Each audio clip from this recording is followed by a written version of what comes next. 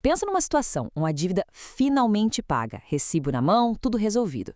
Mas, e se eu te disser que, por uma reviravolta da lei, essa mesma dívida pode voltar dos mortos para te assombrar?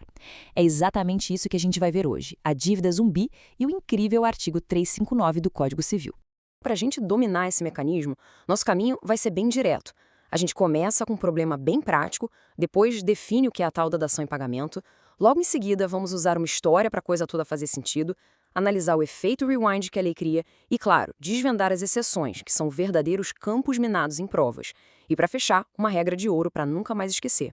Bom, tudo começa com uma situação que parece bem simples, mas que, na verdade, esconde uma complexidade jurídica gigantesca.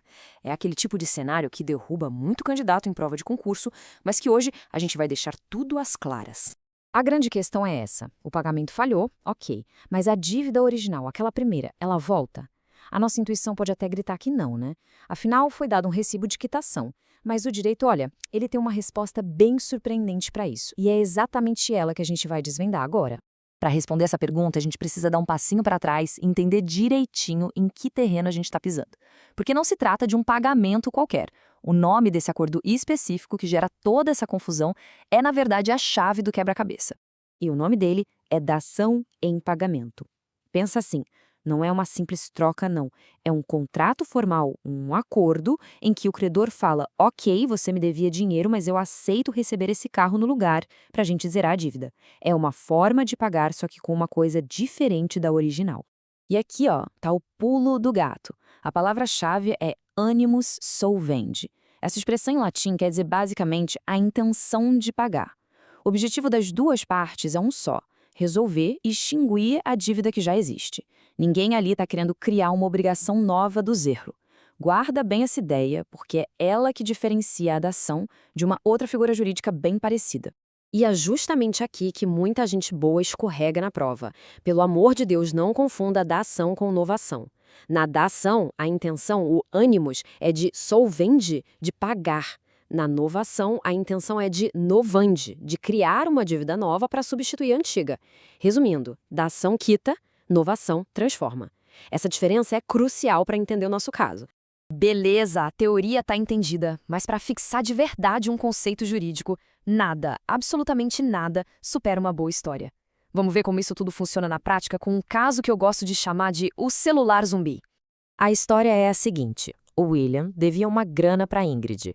Apertado, sem dinheiro para pagar, ele vira para ela e oferece um celular de luxo para quitar a dívida. A Ingrid, que estava de olho naquele aparelho, topa a proposta. Perfeito. Eles formalizam o acordo, William entrega o celular e a Ingrid, toda satisfeita, assina um recibo dando plena quitação da dívida original em dinheiro. Nesse exato momento, para todo mundo, a dívida em dinheiro simplesmente deixou de existir. Assunto encerrado? Será? Pois é, aí que vem a reviravolta. Uns dias depois, a Ingrid recebe a visita de um oficial de justiça. Ela descobre que aquele celular que o William deu para ela era, na verdade, objeto de um processo e pertencia a outra pessoa. Resultado, por uma decisão judicial, a Ingrid perde o celular. O nome técnico para essa perda por causa de um problema jurídico anterior é evicção. Agora pensa na situação da Ingrid. Tá sem o celular e tá sem o dinheiro. Aquele pagamento que ela aceitou simplesmente virou pó. A pergunta que vale ouro é: e agora? Aquele recibo que ela assinou ainda vale alguma coisa? A dívida original do William tá morta e enterrada para sempre. É exatamente nesse ponto que o direito civil mostra uma das suas soluções mais inteligentes para proteger o credor. Para resolver essa sinuca de bico da Ingrid, a lei aperta o que a gente pode chamar de botão de rebobinar. Ela desfaz a operação. A resposta está lá, preta no branco, no artigo 359 do Código Civil. Ele é claríssimo.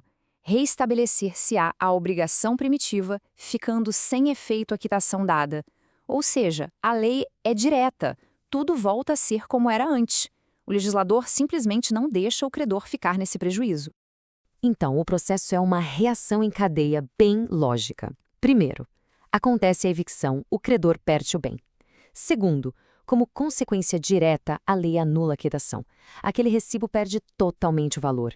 E terceiro, a dívida original ressurge das cinzas, como se o pagamento nunca jamais tivesse acontecido. A gente volta ao status quo ante. Agora, com atenção máxima aqui. Se o conceito geral parece dominado, é nesse ponto que as bancas examinadoras montam as armadilhas para derrubar a gente. Esse efeito rewind não é ilimitado, não. Existem duas exceções importantíssimas que você precisa ter na ponta da língua. A primeira exceção protege terceiros de boa-fé.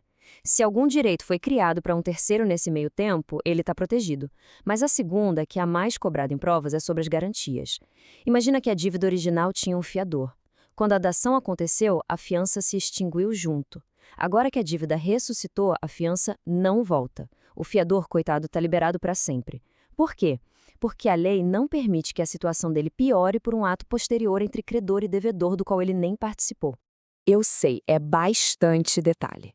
Então, como é que a gente faz para garantir que vai lembrar de todo esse mecanismo na hora da prova sob pressão?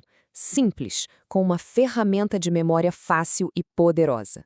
A regra de ouro é essa aqui. Anota aí. Dação com vício volta ao início. É simples, rima e resolve a questão. Se o bem que foi dado em pagamento tinha um problema, um vício, como a evicção, tudo volta para o ponto de partida, para o início da obrigação. E essa é a grande lição de hoje. Na dação em pagamento, o risco do bem que foi recebido corre por conta do devedor. Se o objeto falhar, a dívida não perdoa, ela volta. A dívida zumbi é real, e agora você sabe exatamente como e por que ela ressurge.